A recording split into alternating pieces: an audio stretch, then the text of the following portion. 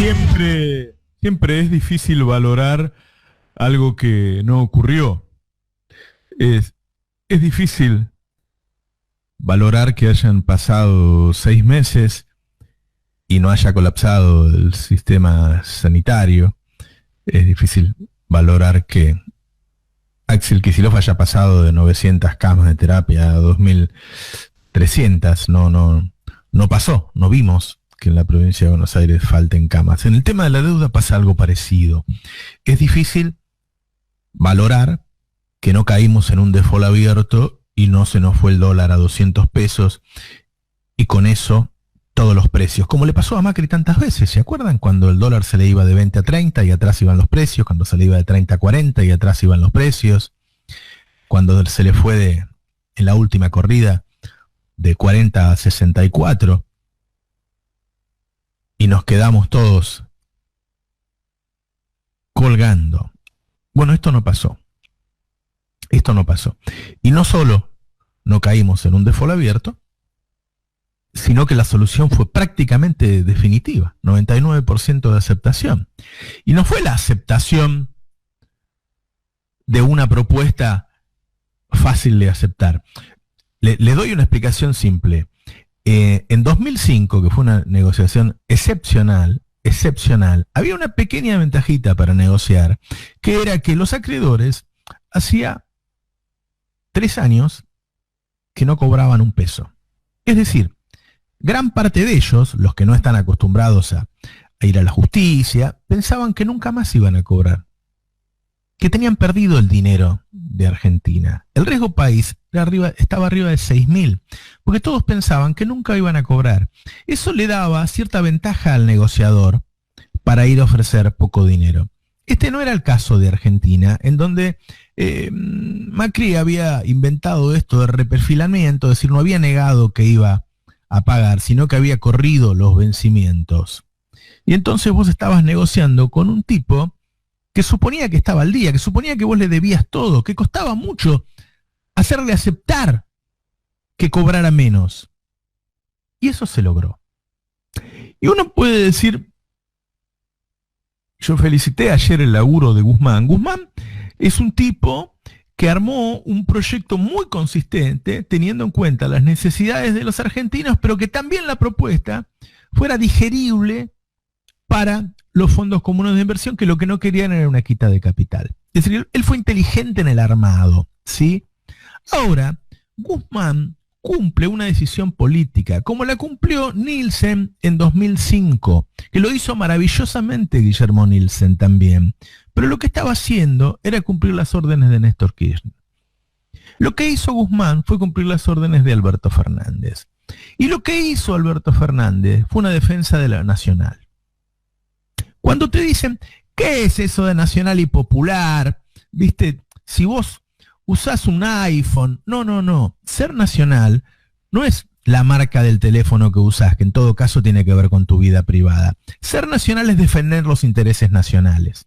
Cuando vos conseguís limpiar de pago los próximos 4 años, inmediatamente decís que entonces no vas a hacer un ajuste, porque si total tenés limpio de pago, no necesitas hacer un ajuste, ¿sí?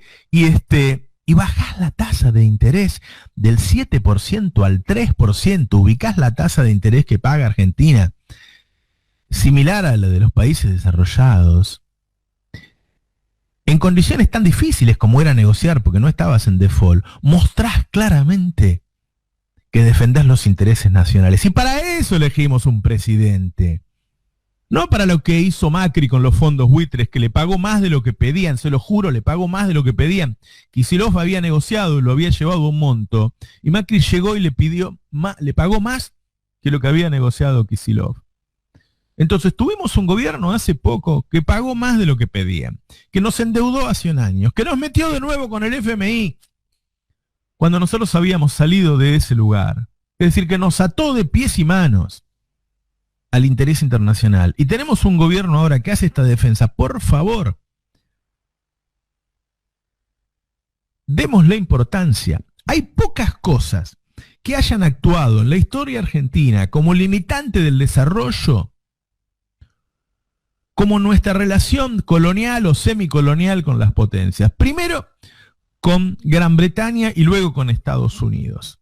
Con Gran Bretaña, que éramos la granja y ellos eran el taller, y entonces cerramos términos de intercambio ominosos que no solo tenían que ver con nuestra producción, sino que ellos se quedaron con los ferrocarriles, con los seguros, es decir, con todo el negocio que estaba alrededor de esa producción. Y luego con Estados Unidos, con esta relación en la que tenemos términos de intercambio que nos desfavorecen, tenemos sus multinacionales instaladas acá que se llevan el dinero, los ahorros de los argentinos terminan en los bancos de los norteamericanos, le pagamos intereses de deuda usurarios, es decir, se quedan con nuestras riquezas. Entonces, el factor de defensa nacional es aún más importante, para mí está primero que la parte popular. ¿Por qué? Porque si tuviéramos en Argentina un peronismo y del otro lado una derecha liberal y nacional, una derecha que está bien, que creyera en la libre competencia, cosa que no cree Macri, que creyera en la libre competencia, que creyera en el mercado y a la vez que defendiera los intereses nacionales, entonces estaríamos hablando solamente de dos miradas de cómo se desarrolla un país en lo económico. Pero acá estamos hablando de dos miradas, una en defensa de lo nacional y otra en defensa de una relación promiscua que hay también durante toda la historia nacional entre la élite argentina y los intereses foráneos. Entonces me parece que lo que vimos ayer, hay que decirlo, es el resultado de una decisión política del presidente de la nación de defender los intereses nacionales. Y después hubo otra noticia que tuvimos, que fue que el año que viene va a haber un déficit fiscal del 4,5%. ¿Qué quiere decir eso?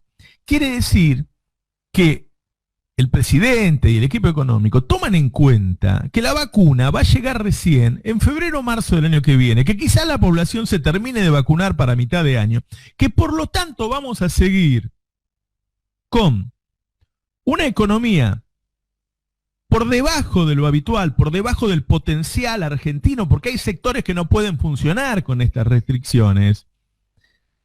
Por lo tanto va a haber menos recaudación y a la vez un mayor gasto del gobierno para poder paliar la crisis de esos sectores y ayudar a sus trabajadores.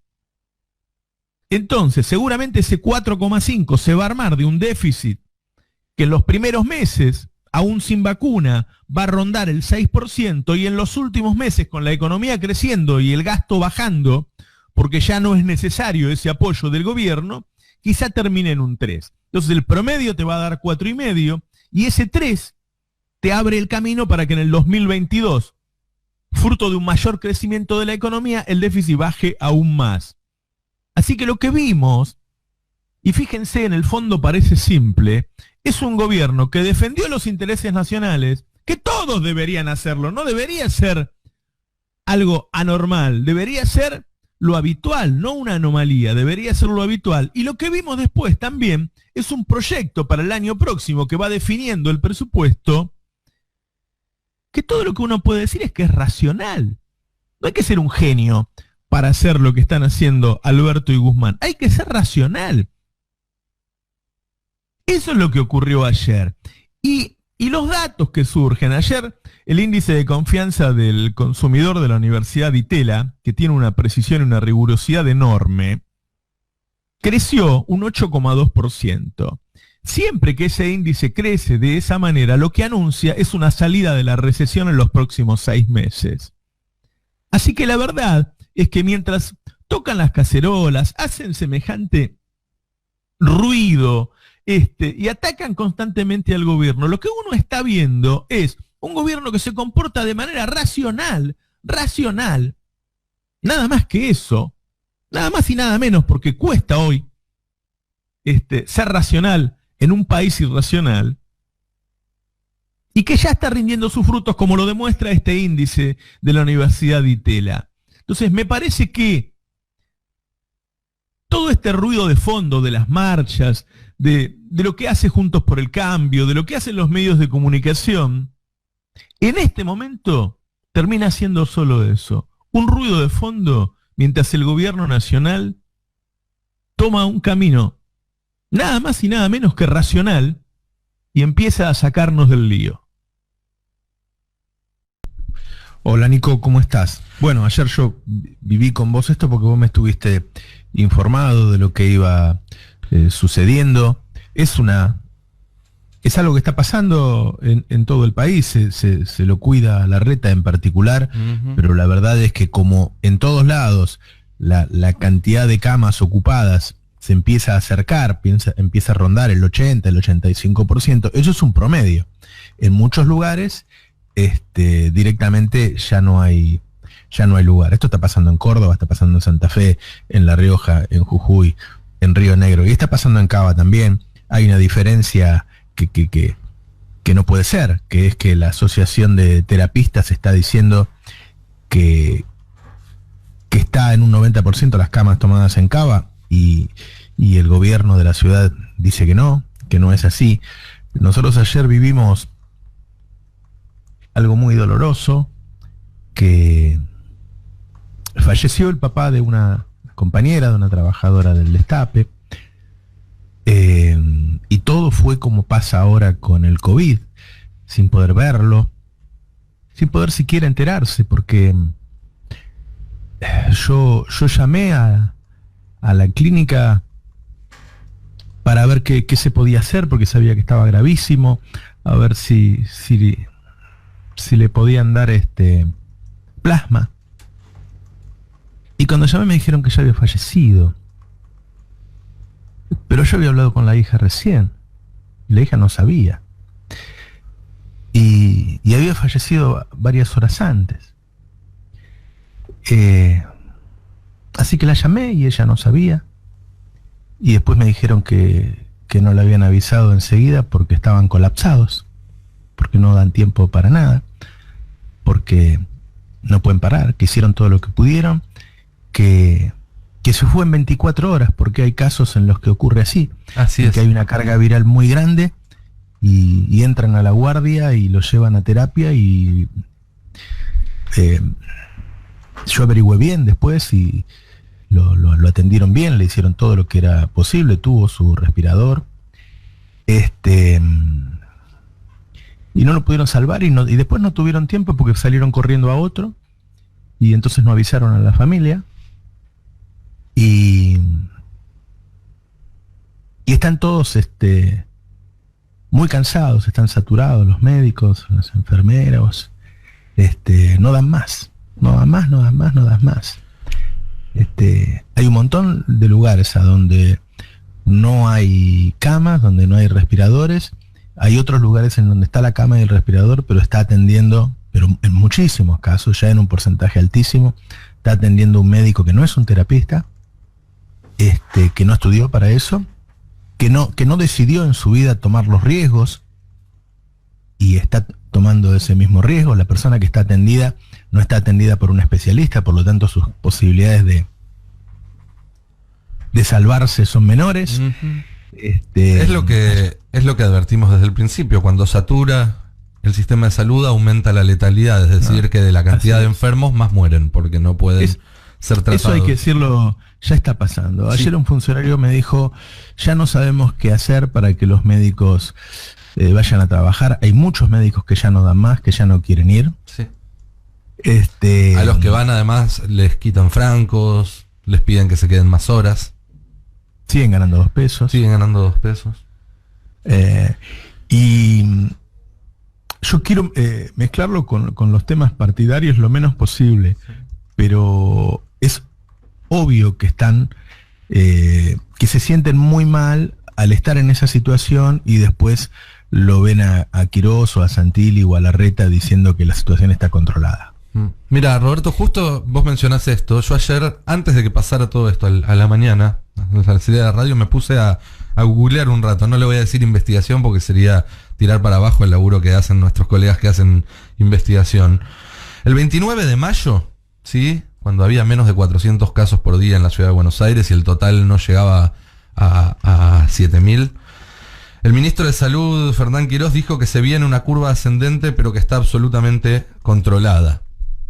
El 22 de junio dijo que la ciudad tiene una cantidad importante de casos, pero que la velocidad de crecimiento está relativamente contenida. El 1 de julio aseguró que se está viendo una estabilidad en los casos. El 13 de julio que el espíritu general de la curva de la ciudad es que está relativamente estabilizada. El 18 de julio dijo que hay datos que indican que la curva en la ciudad podría empezar a descender. El 20 de julio dijo estamos entre 2 a 4 semanas de completar el ciclo de madurez de la curva. El 27 de julio sostuvo que los números están relativamente estables y el 10 de agosto que la curva está madura y es cuestión de pocas semanas para que empiece a descender. Para el 17 de agosto era una curva que empezaba a marcar el descenso y el 21 ya había una tendencia leve pero sostenida al descenso de casos. El 25 de agosto, dijo que el pico había sido 3 semanas antes y ayer dijo que el peor momento ya ha pasado. Ninguna de las veces anteriores estaba en lo correcto y dudo que lo esté ahora, porque la verdad es que no vemos que el peor momento haya pasado y nos remite a una frase de la historia reciente, eso de lo peor ya pasó, que me hace temer mucho por el futuro. Sí, sí. Y después ayer otro funcionario que había leído mi nota del domingo, donde yo dije que iba a haber más de 20.000 fallecidos, en el momento que lo puse sabía que era cauteloso y me dijo, te quedas muy corto. En Argentina va a haber mucho más fallecidos. Y bueno, esa es la situación, ¿no? Sí. También hablé sobre los spots y me dicen que bueno, que los infectólogos, que los médicos, que los profesionales le recomiendan al presidente que no hagan un spot para generar miedo, porque hay mucho miedo en una franja de la sociedad. Hay muchas crisis de chicos. Nosotros hemos tenido varios hijos de trabajadores del destape con crisis en estos días muy fuertes. Los chicos tienen miedo, las personas mayores tienen miedo. Entonces ahí juegan otros aspectos también, ¿no? Sí. Para ver qué es lo que vos mostrás.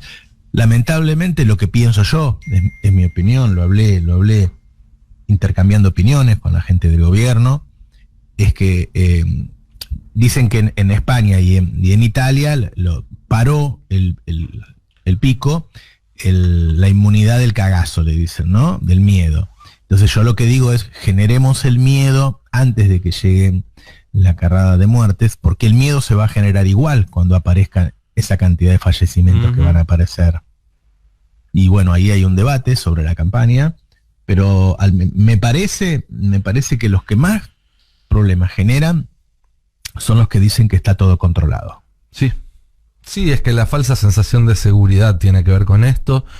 A ver, porque también la situación es sumamente compleja. No se puede obviar el hecho de que, por ejemplo, en Chipoleti, donde está habiendo este problema del que hablamos, hace una semana se intentó poner una restricción más grande y hubo una marcha enorme rechazándolo. Sí, eso es algo que no se puede ignorar tampoco. Por eso es importantísimo ser muy finos en qué mensaje se da. Porque si las restricciones evidentemente encontraron un límite... Bueno, pero es una sociedad que hace 6 meses que viene recibiendo un mensaje confuso de los medios de comunicación. Absolutamente. ¿No? Sí. Y esa confusión creo que es responsable de muchos de los casos que ahora. Así es, que fue moldeada de esa manera. Digo, la gente que escucha, y no hablemos de extremos como Checopar, digo, Longobardi o Novarecio reivindicando su derecho a salir a tomar un café o a comer, o Burjaile ayer a ver a su mamá, qué sé yo. Eso confunde a la población, eso hace pensar a la población que hay dos bandos como en otras situaciones de la política, cuando acá debería haber un bando solo.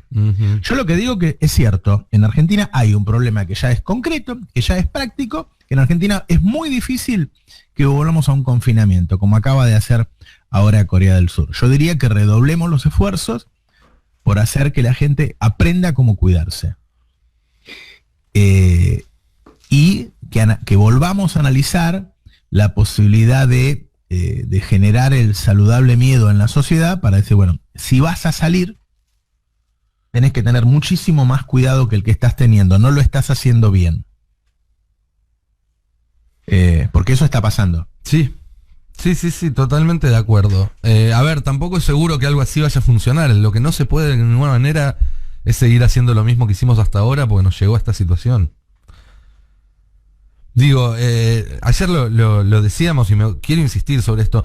El COVID no tiene un enfoque correcto y un enfoque equivocado, ¿sí? Cada sociedad, cada país tiene las herramientas para combatir a esto. Lo que se hace en Corea no se puede hacer acá, lo que se hace en China no se puede hacer acá, lo que se hace en Alemania no se puede hacer acá. Lo que hay es decisiones equivocadas y decisiones correctas.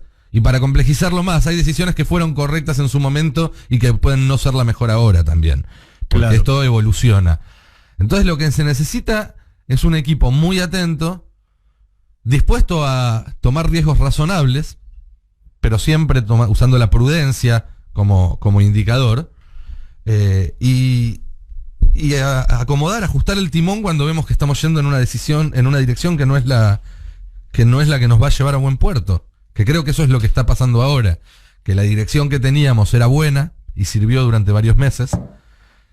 Y todavía no sabemos cómo corregir ese rumbo. Todavía no sabemos, me refiero, el gobierno no lo sabe y nosotros como sociedad tampoco. Con este nivel de circulación que hay ahora, en los próximos días vamos a llegar, por poner una cifra, a 15.000 contagios. Es más que probable. La semana. Sí, La teniendo en semana cuenta. pasada estuvimos en 12.000, en esta semana o en la otra vamos a llegar a 15.000. Ujú. Y un par de semanas después se van a ver reflejados los fallecimientos de ese nivel de contagios. Exacto. El salto que vivimos la semana O sea, pasada. eso de que se frena por milagro y qué sé yo, la verdad es que es cierto que de alguna manera cuando vos llegas a determinados porcentajes de personas que ya están, que ya estuvieron contagiadas y que tienen defensas, y no sé, ponele que, no sé, la mitad de la población está circulando en la calle. Y de esa mitad, un buen porcentaje, un 30%, ponele, ya tiene defensas, porque ya lo tuvo. Entonces al virus le cuesta circular, ¿sí? Ahora, si vos le vas sumando gente, si ya no está la mitad de la población en la calle, y se siguen sumando, porque estamos sumando nuevas aperturas, cambia de nuevo la ecuación, la relación entre personas circulando y personas que ya están infectadas, y le das más espacio al virus para que se mueva. Y yo creo que eso es lo que está pasando. Es Por eso exactamente eso.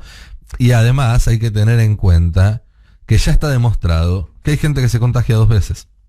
Y esa gente, si bien la segunda vez que se contagia no se enferma grave, porque hay un segundo nivel de inmunidad en nuestros cuerpos, que si no pueden evitar que el virus vuelva a entrar, por lo menos saben cómo hacer para que no vuelva a enfermarte, sí vuelve a contagiar, con lo cual vuelve a quedar afuera de esa bolsa de gente que no contagia ni es contagiada y que permite que baje un poco el R en los lugares donde hay alta circulación. Claro. ¿Sí? De hecho, a ver, para ponerlo en otros términos, si hubiéramos estado desde marzo hasta ahora confiando en la inmunidad de rebaño, como propuso el expresidente Macri, como se hace Brasil y todo eso, nos estaríamos dando cuenta en estas semanas que todo ese sacrificio no valió para nada, que todas las vidas que se perdieron no sirvieron para nada porque hay gente que se vuelve a contagiar. Es decir, que la inmunidad de rebaño sin la vacuna difícilmente se logre. Claro, y por más que, viste, se dice, bueno, pero son casos leves, sí, pero vuelven a contagiar al resto. Exacto. Y a eso voy también cuando hablo de prudencia, porque nosotros hace 3 meses o 4 no sabíamos si la gente se iba a contagiar una segunda vez o no. Pero sabíamos que estaba la posibilidad. Con lo cual, tomar cualquier decisión con un costo en vidas alto, como era buscar la inmunidad de rebaño, y con ese nivel de incerteza sobre el resultado que te podía dar, era criminal. Porque era sumamente imprudente. Y hoy en día, que no hay certezas, lo único que se puede hacer es prudente, ¿sí? Y que cada decisión que se tome, el riesgo inherente a esa decisión esté sopesado con respecto a los posibles beneficios. Ahora, vos no sabés lo que fue ayer, después de pasar ese momento doloroso, que yo no la verdad que después igual a la noche no podía dormir.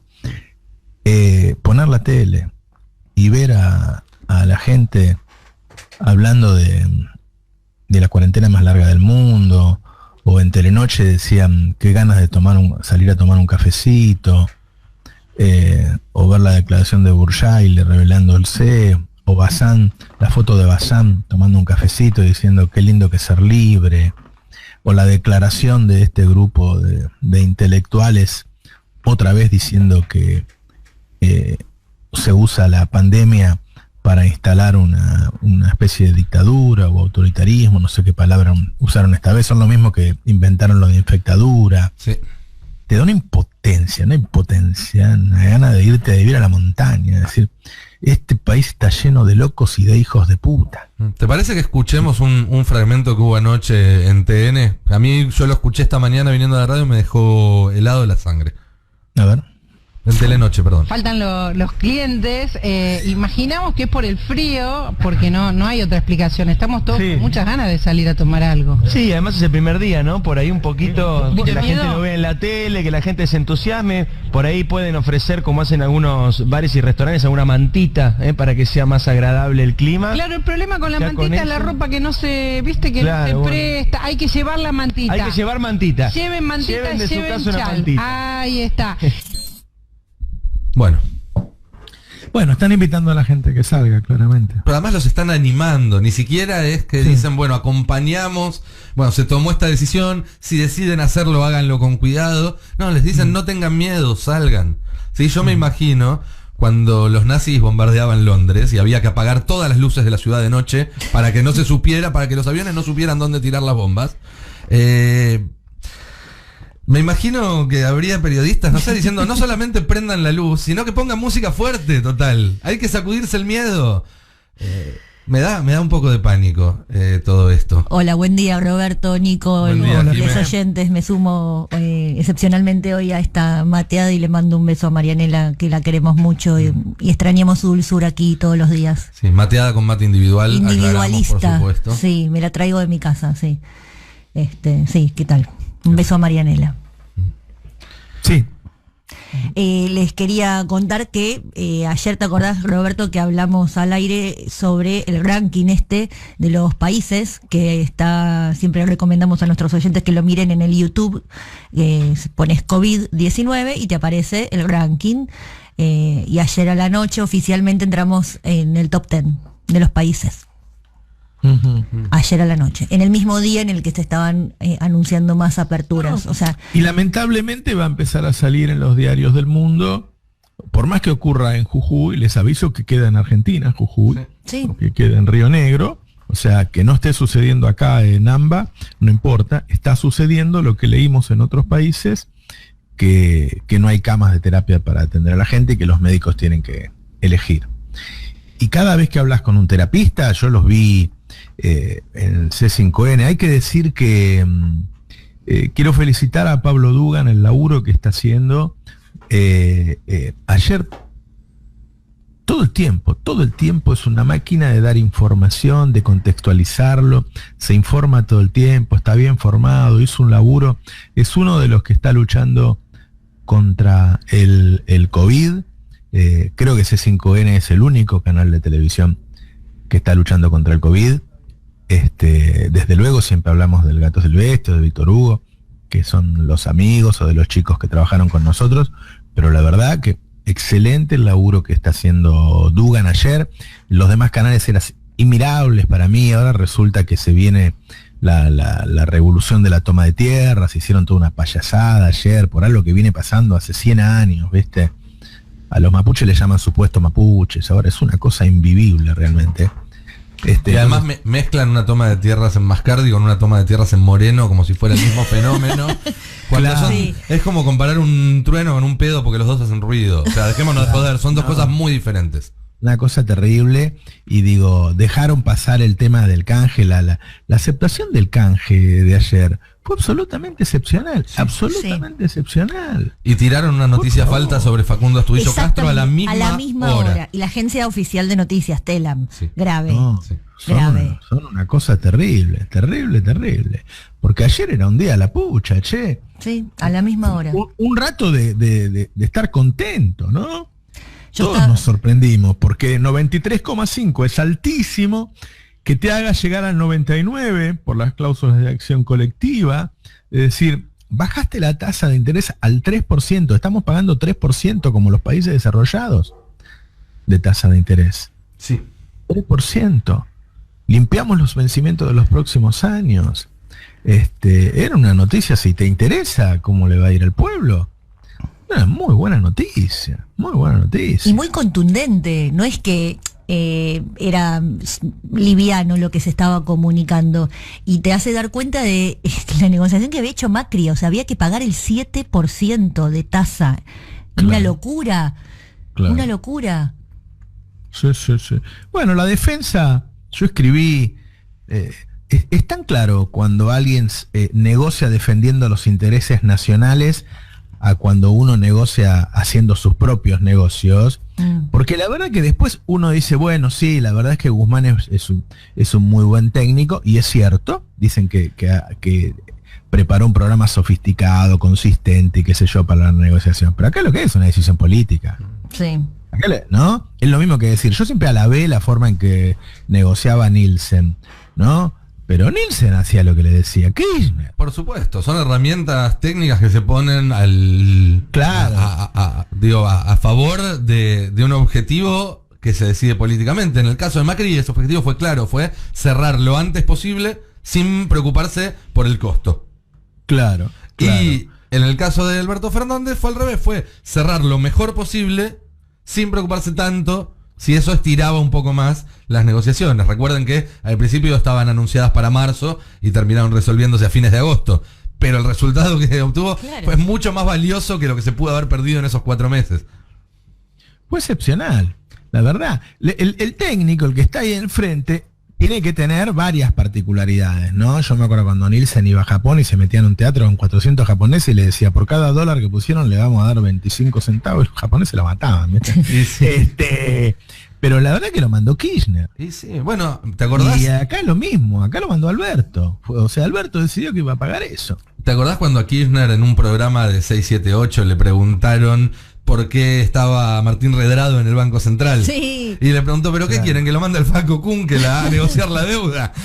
O sea, es eso. Los instrumentos son los técnicos, que de todas formas hay técnicos mejores y peores, y técnicos dispuestos. Digo, porque el técnico que fue y firmó lo que le dijo Macri era alguien dispuesto a prenderse fuego firmando eso. Bueno, pero igual ayer hicieron todo un acto con mucho volumen. Sí. Fueron gobernadores. Mucho simbolismo había, ¿no? Sí, estaban todos los gobernadores, ya sea virtual o...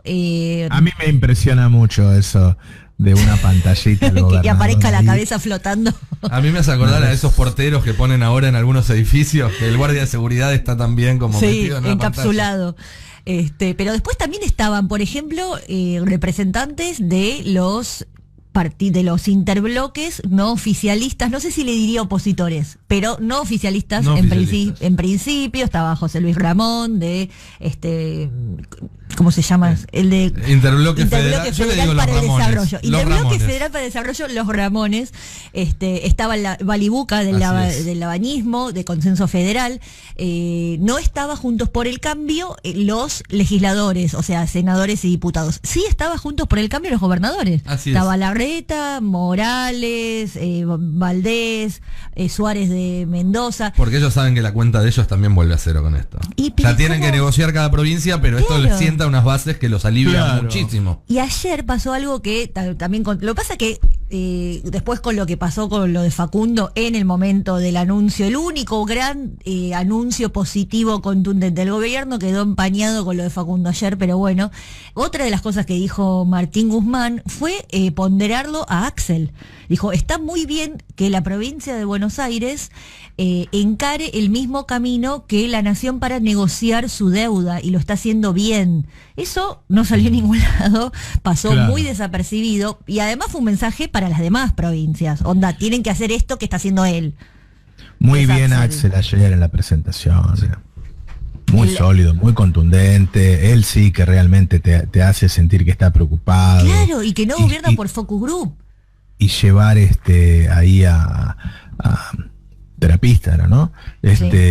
Y porque era lo que todos estamos pidiendo, escuchemos a los terapistas. Y no solamente lo que estamos pidiendo nosotros del otro lado, creo que es lo que están pidiendo los propios médicos y enfermeros y enfermeras, es denos un poco más de bola. Sí. Claro. Nosotros estamos advirtiendo, se está yendo todo el carajo y nadie nos escucha. Eso es lo que yo escucho cada vez que habla uno de ellos en algún medio. Me parece que ahí se dio un contraste tan grande entre la presentación de Larreta contando lo bien que estábamos y la presentación de Kicillof, en el mismo tono en el que hablamos nosotros, digamos, pero él es el gobernador, sí, nada claro. menos, que es importantísimo. Muy, muy valioso el aporte de ayer de Axel. Trabajó muy bien el equipo de prensa de Axel, que hizo que estuviera en todos los canales, finalmente. Nosotros teníamos miedo que lo opacaran, que no lo cubrieran. Trabajaron muy bien y todos tuvieron la oportunidad de ver a un gobernador muy, muy preocupado, contando que la situación es muy grave. Tenía ahí a Grindetti también, entre las personalidades que estaban. Un Grindetti que escuchaba como Axel se amarreaba a Larreta, ¿no? Diferenciándose claramente. Me pareció muy, muy valioso eso, muy valioso. Sí. Y también es valioso la decisión del gobierno nacional de avanzar con su agenda, más allá de que la pandemia todavía no está resuelta. Sabemos que durante varias semanas venían postergando estos anuncios de 60 medidas y demás, esperando un momento 5 veces la nota del anuncio sobre el anuncio. Así es. Y hay una decisión de avanzar igual, porque es cierto, porque más allá de que hay que hacerlo con los máximos cuidados, los que dicen no podemos seguir encerrados para siempre tienen razón. Digo, ya a esta altura del partido nadie propone una cuarentena eterna, ni nada de esos delirios que se plantean en algunos canales. En todo caso, se planteará que si se puede, podría venir bien hacer una cuarentena fuerte, concreta, en algún lugar, ni siquiera en todo el país. Mira, eterno no va a ser, porque para 2021, los primeros meses, ya se va a Ni vacunar al personal de salud y a las personas de los grupos de riesgo. O sea, tenemos un horizonte. Pero es cierto también que la reactivación económica, que las medidas para salir de la recesión, que el cuidado de la gente no pueden quedar en un segundo plano hasta que no esté la vacuna. Y en ese sentido, insisto siempre, sin que esto se confunda a través de una mala comunicación como un relajo, que no se confunda con ya pasó, pero sí es interesante que se planteen las dos agendas al mismo tiempo. No es interesante, es necesario. No, porque si no te copan la parada y termina siendo peor. Sí, para el coronavirus y para la economía. Pero a mí me parece además que ellos, con este blindaje que tiene Larreta, puede generar que todo el mundo termine pensando que la cosa ya pasó. Por eso la importancia del discurso de Axel de ayer, con tanta fuerza, para zamarrear un poco, decir, no pasó. Y te digo que a mí me cuentan que en la reunión anterior de Larreta, Axel y Alberto, que en privado es igual. Y que ya en estos días Axel se lo quiere comer a Larreta. Sí. Las reuniones de la semana pasada, tanto la que tuvieron el viernes Alberto con Larreta y Axel, como las que tuvieron el miércoles y el jueves los 3 jefes de gabinete y los 3 ministros de salud, fueron muy tensas. Por lejos fueron las reuniones más tensas desde que empezó esto. Por lejos. Y de hecho el resultado fue que no hubo acuerdo. Es la primera vez que se van el viernes al mediodía sin un acuerdo. Dice que Larreta dijo, yo quiero que vuelvan las domésticas. Se llaman trabajadoras de casa particulares, Horacio. Así es. Y se lo dijeron en ese momento. Bien. Así que ese fue un punto de tensión, ¿no? Algún machirulo igual le dijo, decirle a tu mujer que haga la cama a ella, pero bueno. Todo peor, todo mal. Todo peor, sí. Deja, no ayudé. Pero no estoy ayudando. No, a los otros le digo. Pero lo que digo, la doble agenda del gobierno que quieren instalar al Alberto, ya lo viene tratando de instalar desde hace bastantes meses, con esta cosa de, bueno, la Argentina que no está contaminada con el virus, que avance, que se ponga a producir, que se reactive. Pero claro, si una cosa es no estar contaminado por el virus por una cuestión geográfica, pero la interrelación económica que hay con la ciudad de Buenos Aires es inevitable, y es lo que después terminó irradiando el virus y se terminó federalizando ahora. Y un montón de las actividades que ha hecho, ¿se acuerdan cuando se fue a Formosa con Gildo Infran, que bajó con Fabiola, los dos sin barbijo, a los abrazos? Bueno, vos podés tener una doble agenda, pero hacela bien. Hay que ser muy cuidadoso con cuál es el mensaje, porque además un gobierno tiene un mensaje. Digo, tiene un output. Todos los temas y todos salen por el mismo caño. Con lo cual, si vos sos muy cuidadoso cuando hablas del coronavirus, pero cuando das cualquier otro tipo de anuncio, Claro. salís sin barbijo, sin distancia y todo, el mensaje sobre el coronavirus se embarra, digamos. Sí, ya ¿no? está. Todo claro. eso fue tratado estos días y hubo hicimos macana con el video, hicimos macana con esto.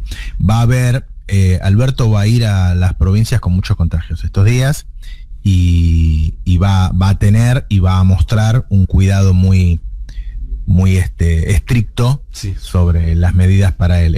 Él después de este cierre de acreedores, lo que va a presentar es el plan de seguridad para la Sí. provincia de Buenos Aires. Eso va a ser el jueves.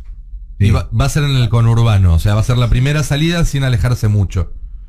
Después va a visitar las provincias con más contagios y después del 15 del 9 presentan el presupuesto con los objetivos macro y después las medidas de a una y por región. No va a haber una presentación de las 50 medidas, va a haber una presentación de las medidas de a una y por región. Te doy una primisita, Roberto. Dale. Mañana es el Día de la Industria. Alberto Ajá. va a recibir a la cúpula de la UIA. Seguramente qué bueno. vamos a conocer algunas de las 60 medidas mañana. Sí. Muy bueno. Sí, Sí, pues las empezaron a desgranar. así es. Así es. Sí. Están bajo 7 llaves todavía en la jefatura de gabinete. Pero está previsto que mañana haya un acto importante de Alberto con la industria y que ahí se anuncien el primer paquete de medidas que hace a ese tema en particular, que es la reactivación industrial. Muy bien. Bueno, nada, va a estar lleno de temas. El número que dio de déficit fiscal para el año que viene me pareció muy bien a mí. 4,5, ¿no? Sí. Porque muchos hablaban de un ajuste bestial y qué sé yo. Ahora en el editorial lo voy a explicar un poquito mejor qué significa eso. Pero lo que te está diciendo es que no es casual que lo haya dicho antes de sentarse a negociar con el fondo. Le está diciendo, nosotros vamos a seguir con un déficit alto, nosotros no vamos a hacer un ajuste. Sí, por eso ayer salieron Artana y todos desesperados a gritar, qué sé yo, Sí. que esperaban un ajustazo, ¿no? Y a mí un poco me sorprendió, yo reconozco que lo tengo a Alberto y a Guzmán como muy fiscalistas, que no digo que es bueno o malo, digo que es eso, ¿no?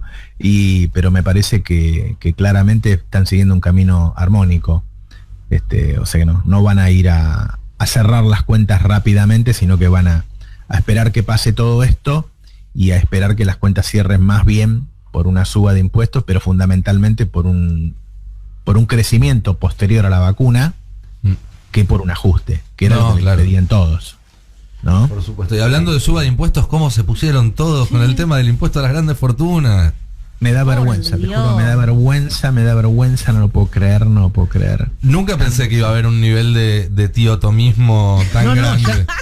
O sea, y eso que venimos acostumbrados a algunas cuestiones que son fuertes, ¿no? En cuanto a periodistas que se tatúan la camiseta del empleador. Pero, Dios, es un impuesto indiscutible. A gente a la cual no le va a faltar ni a ellos, ni a sus hijos, ni a sus El nietos, hijo de nunca Viale nada. quiere reemplazarlo por una baja en la jubilación de Zaffaroni. Estaría bien O algo así, hacer algo así cuentas, ¿no? entendí yo, ¿no? Porque es muy fácil proponer impuestos sin hacer cuentas. Claro. No, y después dice un ajuste estatal, dicen. O sea que lo que están proponiendo es en este momento desesperante bajarle el sueldo a las médicas y enfermeros, o en este momento de inseguridad bajarle el sueldo a los policías. No sé, ¿de qué empleado estatal están hablando? Porque viste que ellos tienen un empleado estatal que es como una entelequia, Sí. ¿no? El otro día escuché un periodista que decía, bueno, ¿por qué no usamos a los empleados estatales que no están haciendo nada? Dijo, para llamar a la gente, el tema de los contactos. ¿Quién le dijo que no está haciendo nada? ¿Quién te cree que está manejando el PAMI? ¿Quién te cree que está manejando el ANSES? Hay muchos que están haciendo teletrabajo, están trabajando en su casa los empleados estatales. O sea, siguen con eso de que los empleados estatales no laburan. Es terrible, es desesperante, ¿eh? Es desesperante. Verse 5N es meterte un rato en agua fresca, ¿viste? Porque los demás me incendia, te juro.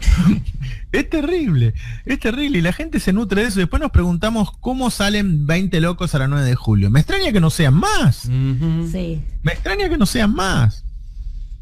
Bueno, ahí Y C5N tiene una función clave que es ir a preguntarles a estas personas que van a la 9 de julio, al obelisco, por qué están ahí. Y eso creo que da cuenta de que no queda muy claro por qué están ahí. No, y no lo es que que sí ellos quedó lo claro, saben. lo que sí quedó claro el miércoles y jueves pasado es que no estaban ahí por la reforma judicial.